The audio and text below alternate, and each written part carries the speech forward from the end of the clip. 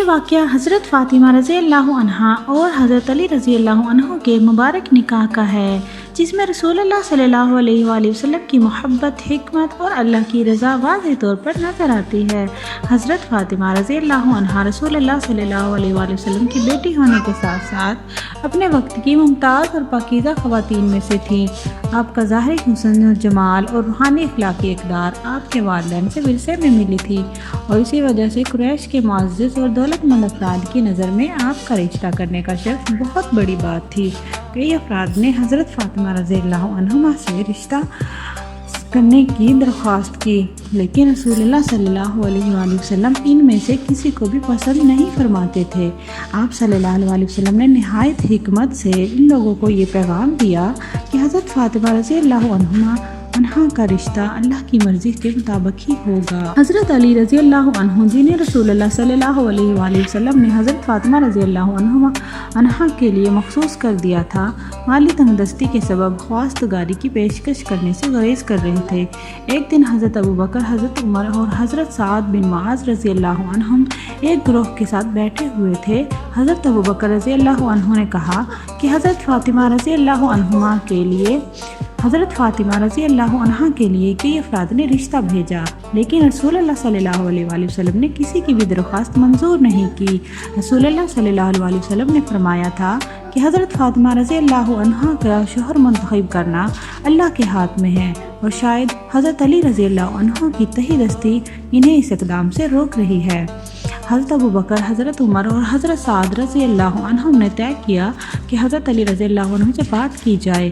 وہ تینوں حضرت علی رضی اللہ عنہ کے پاس گئے، اور جو ایک انصاری کے باغ میں کام کر رہے تھے۔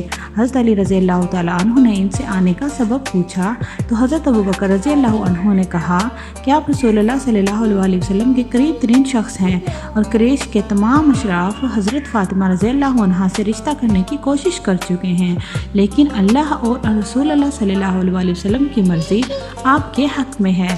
یہ سن کر حضرت علی رضی اللہ عنہ کی آنکھوں میں سے آنسو آ گئے، اور فرمایا کہ وہ حضرت فاطمہ رضی اللہ عنہا سے نکاح کی خواہش رکھتے ہیں، لیکن مالی تنگ دستی انہیں اس اقدام سے روک رہی ہے۔ حضرت ابوبکر رضی اللہ عنہ نے فرمایا کہ رسول اللہ صلی اللہ علیہ وسلم دنیاوی مال و دولت کو کوئی اہمیت نہیں دیتے، لہذا حضرت علی رضی اللہ عنہ کو جلدی خواستگاری کرنی چاہیے۔ حضرت علی رضی اللہ تعالیٰ عنہ نے حضرت ابوبکر رضی اللہ عنہ کی باتوں پر غور کیا اور فیصلہ کیا کہ وہ رسول اللہ صلی اللہ علیہ وسلم کے سامنے اپنی خواہش کا اظہار کریں گے۔ حضرت علی رضی اللہ عنہ رسول اللہ صلی اللہ علیہ وسلم کی خدمت میں حاضر ہوئے، اور شرم کی وجہ سے اپنی درخواست فوراً پیش نہ کر سکے۔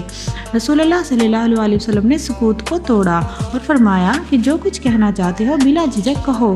حضرت علی رضی اللہ عنہ نے عرض کیا، وہ چاہتے ہیں کہ رسول اللہ صلی اللہ علیہ وسلم اپنی بیٹی حضرت فاطمہ رضی اللہ عنہا کا نکاح ان سے کر دیں۔ رسول اللہ صلی اللہ علیہ وسلم نے خوشی سے فرمایا کہ وہ حضرت فاطمہ رضی اللہ عنہا سے اس بارے میں مشورہ کریں گے۔ حضرت فاطمہ رضی اللہ عنہا کے پاس جا کر آپ صلی اللہ علیہ وسلم نے ان سے پوچھا کیا وہ حضرت علی رضی اللہ عنہا سے نکاح کرنے پر راضی ہیں۔ حضرت فاطمہ رضی اللہ عنہا شرم کے مارے خاموش رہیں، اور رسول اللہ صلی اللہ علیہ وسلم نے ان کی خاموشی کو رضامندی سمجھا۔ رسول اللہ صلی اللہ علیہ وآلہ وسلم نے حضرت علی رضی اللہ عنہ کو خوشخبری دی اور انہیں مسجد جانے کا حکم دیا تاکہ لوگوں کے سامنے نکاح کا اعلان کیا جا سکے۔ حضرت علی رضی اللہ عنہ خوشی خوشی مسجد روانہ ہوئے، اور راستے میں حضرت ابوبکر اور حضرت عمر رضی اللہ عنہما سے ملاقات ہوئی۔